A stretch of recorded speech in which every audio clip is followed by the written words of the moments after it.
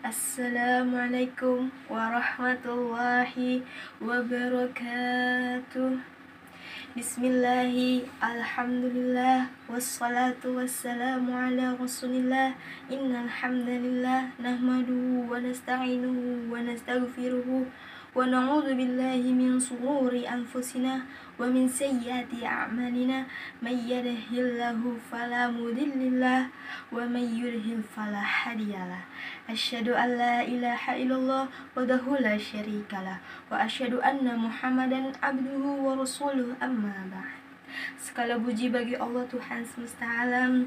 Salawat serta salam tak lupa kita haturkan kepada baginda Rasulullah sallallahu alaihi wasallam dan sang suri tauladan yang baik bagi umat manusia. Tak lupa juga yang saya hormati Ibu Lisfa Aisyah Suntosa MAG selaku dosen mata kuliah tablik ini serta teman-teman sekalian. Semoga kita sehat selalu, dimurahkan rezeki dan dalam lindungan Allah Subhanahu wa taala. Saya Elvira Nurhaliza, izinkan saya untuk menyampaikan ceramah yang berjudul Keutamaan Menyantuni Anak Yatim. Sebelum kepada keutamaan menyantuni anak yatim, yang sama-sama kita ketahui, menyantuni anak yatim kadangkala banyak sekali orang-orang yang menyantuni anak yatim pada bulan Muharram saja.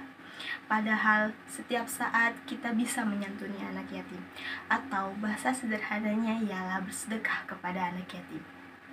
Tanpa kita sadari, dengan bersedekah kepada anak yatim, kita memperoleh pahala yang sangat besar, yang begitu dahsyatnya hingga dibawa ke akhirat kelak, yaitu kita bisa berjumpa atau berdekatan dengan Nabi Muhammad SAW seperti jari telunjuk dan juga jari tengah.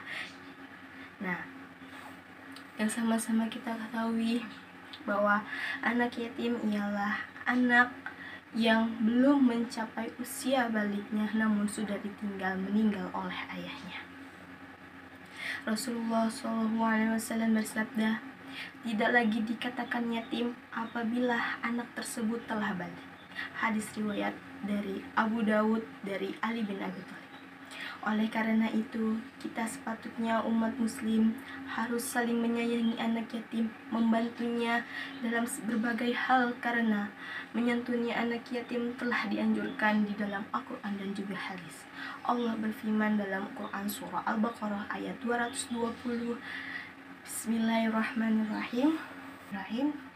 Fid dunya wal akhirah wa yas'alunaka 'anil yatama qul islahu lahum khair wa in tukhalituhum fa ikhwanukum wallahu ya'lamul mufsida minal muslih wa law syaa Allahu la'anatakum innallaha azizun hakim.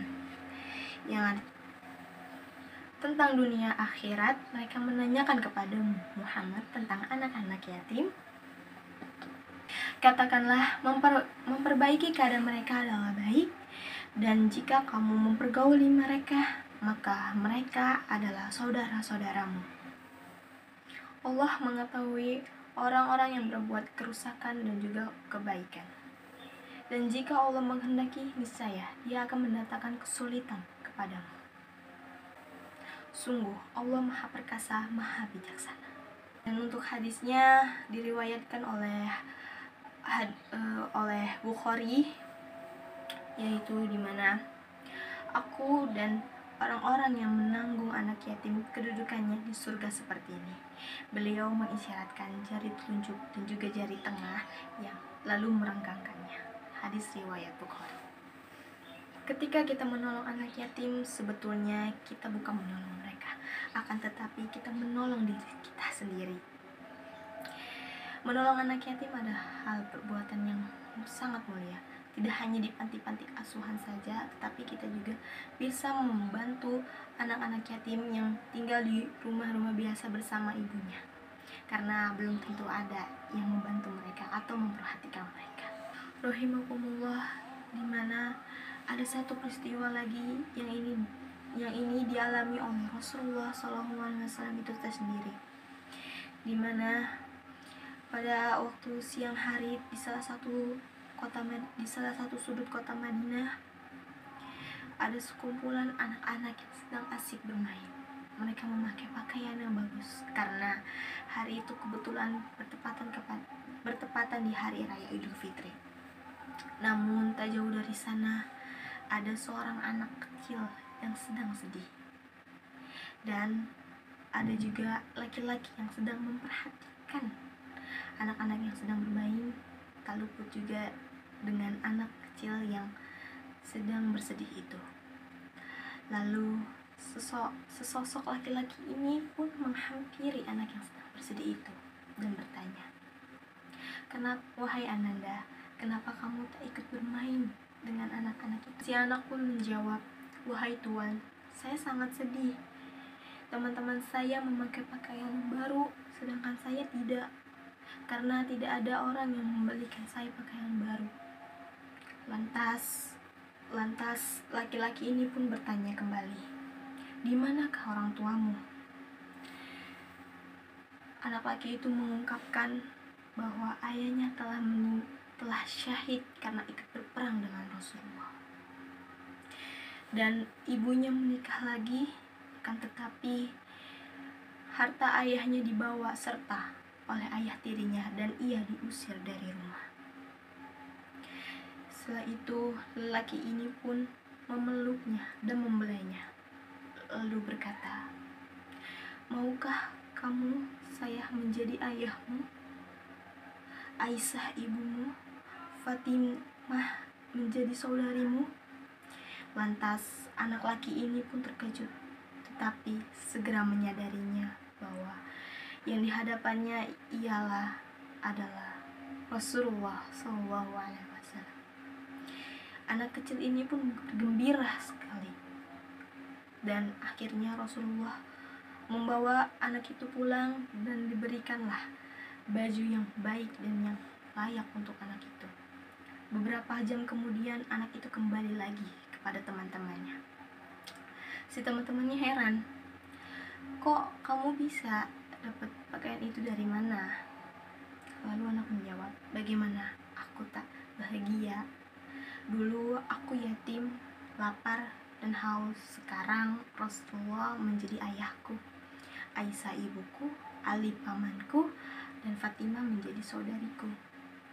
Dan ini semua pemberian dari beliau." Sekarang keadaannya terbalik. Anak-anak yang tadi gembira menjadi sedih karena ingin seperti anak yang beruntung itu. Namun setelah bertahun-tahun kemudian Rasulullah SAW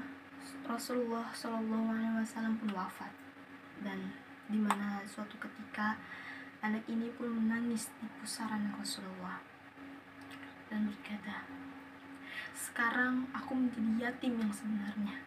Allah, apakah aku harus hidup sebatang kara lagi?" Lalu tak jauh dari sana datanglah Abu Bakar As-Siddiq, seorang khalifah pertama,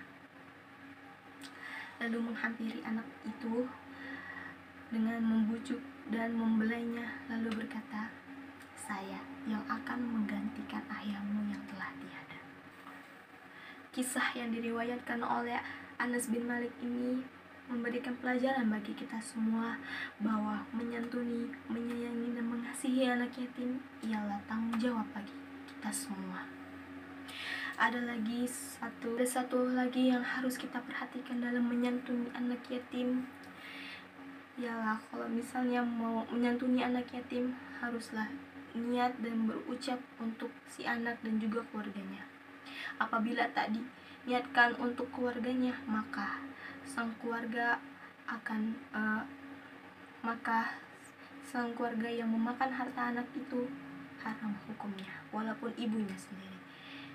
Jadi kalau misalnya kita ingin menyantuni anak yatim, haruslah kita niatkan untuk si anak dan juga keluarganya atau ibunya. Misalnya seperti ini. Ini saya mau bantu kamu dan juga anakmu. Semoga harta yang saya berikan ini berkah untuk kalian semua.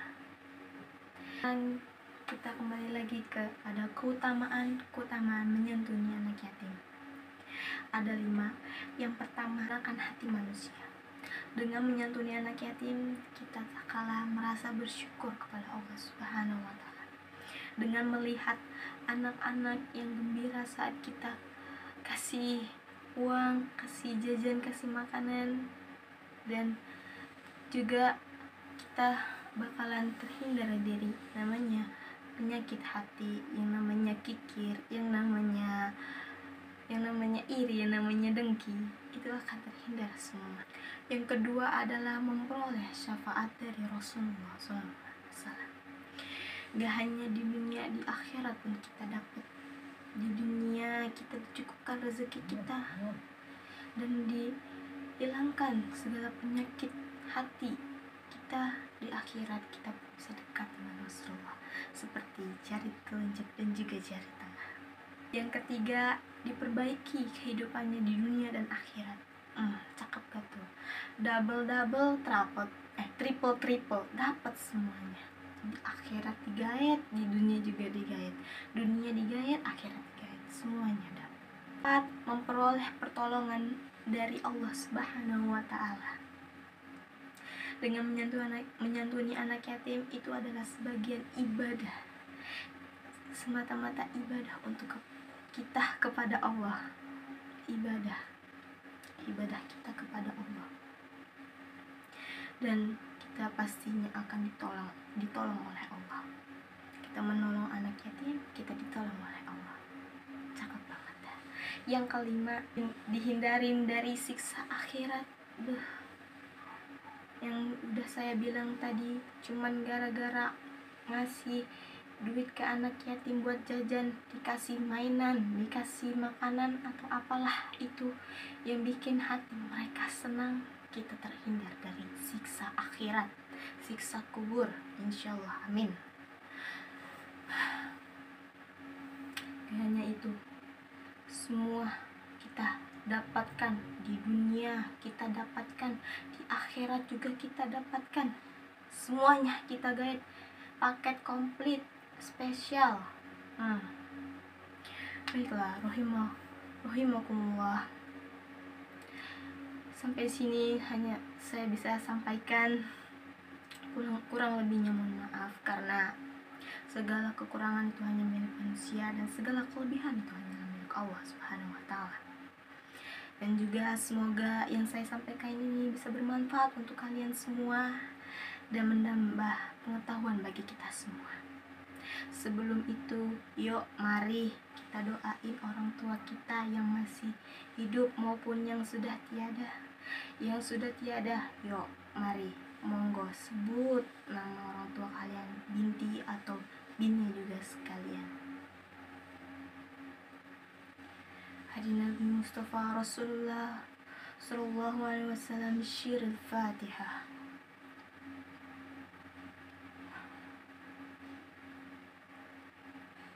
Syaratal ladina an'amta alaihim ghairil maghdubi alaihim. Yang masih ada orang tuanya, yuk doain. Bismillahirrahmanirrahim. Rabbik firli wali walidayya warhamhuma kama rabbayani shaghira. Akhirul Allahumma wa bihamdika asyhadu an la ilaha illa anta wa astaghfiruka wa atubu ilaik. Terima kasih. Ateng Bau Kayu, thank you. Burung Irian, burung cenderawasih, sekian, terima kasih. Wassalamualaikum warahmatullahi wabarakatuh.